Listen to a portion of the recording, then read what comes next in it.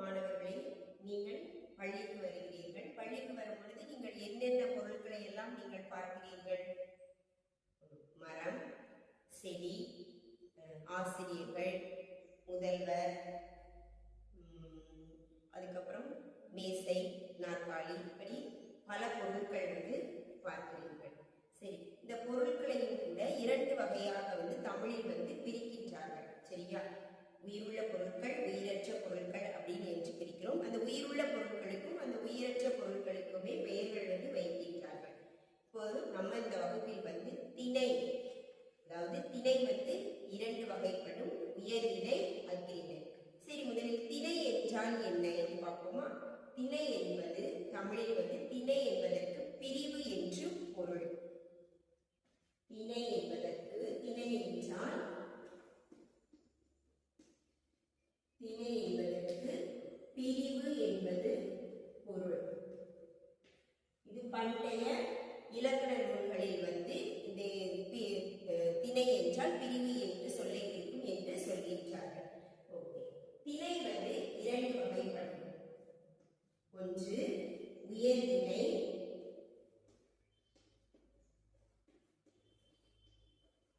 மற்றொன்று அஃறிணை.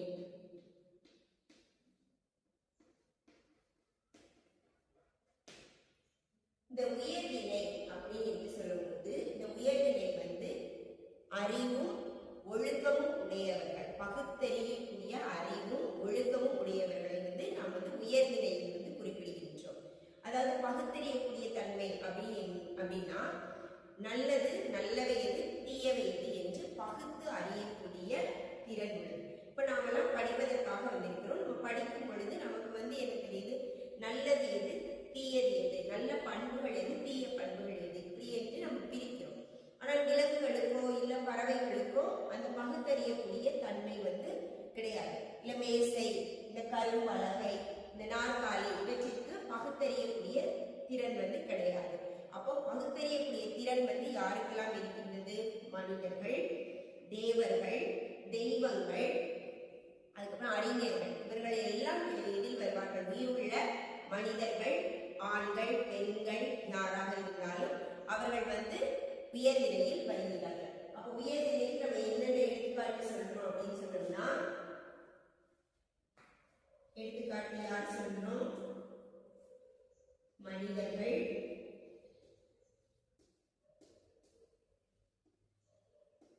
தேவர்கள்,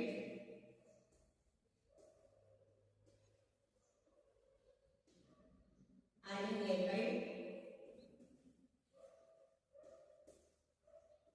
அதே மாதிரி ஆண் பெண் பெயருடைய அனைவருமே இந்த உயர்நிலையில் வருகின்றார்கள்.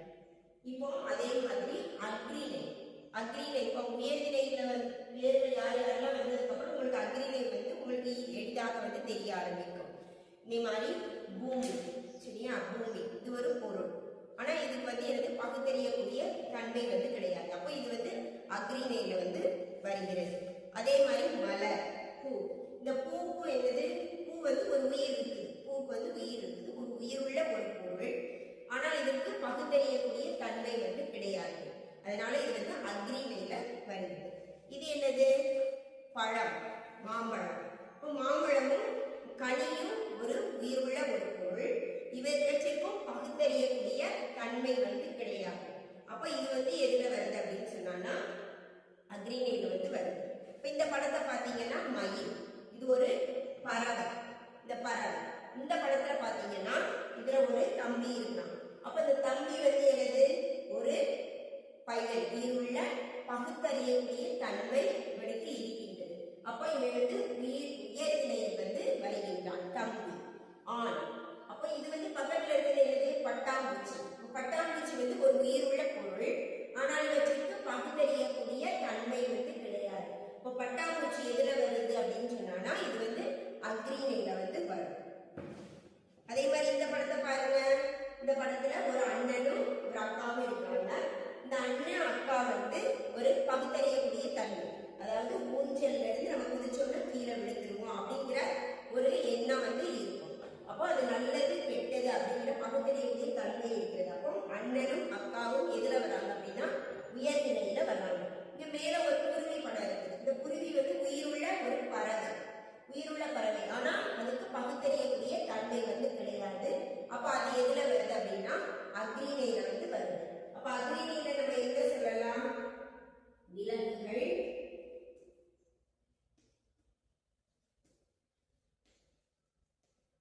பறவைகள்,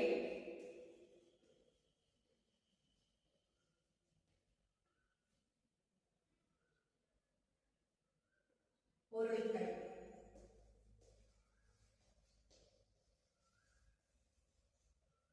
இவற்றை வந்து நம்ம வந்து அக்ரிணை அப்படின்னு சொல்லலாம்.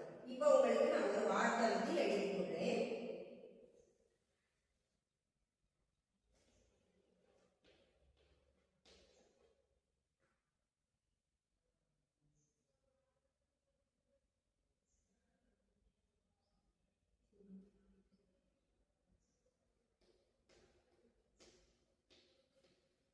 பட்டம் வாங்கினாள்.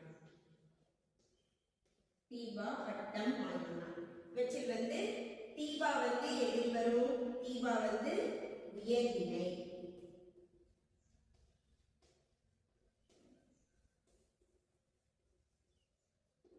பட்டம் என்பது அக்ரிணை.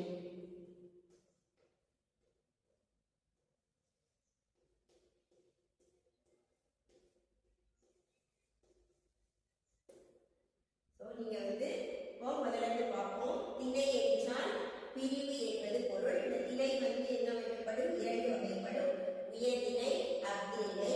இந்த உயர்திணை வந்து ஒழுக்கமும் பகுத்தறிவும் உடையவர்கள் வந்து இந்த உயர்திணையில் வந்து வருகின்றார்கள். அவர்கள் யாருன்னா மனிதர்கள், தேவர்கள், அறிஞர்கள், ஆண் பெண் இருபால் இனத்தில் உள்ளவர்கள்.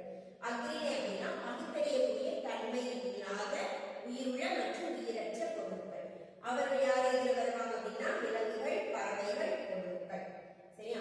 நாளைக்கு வரும் பொழுது நீங்க உயர்நிலையில 10 வார்த்தைகளும் அக்ரிணையில 10 வார்த்தைகளும் நீங்க எழுதிட்டு வரணும். நன்றி.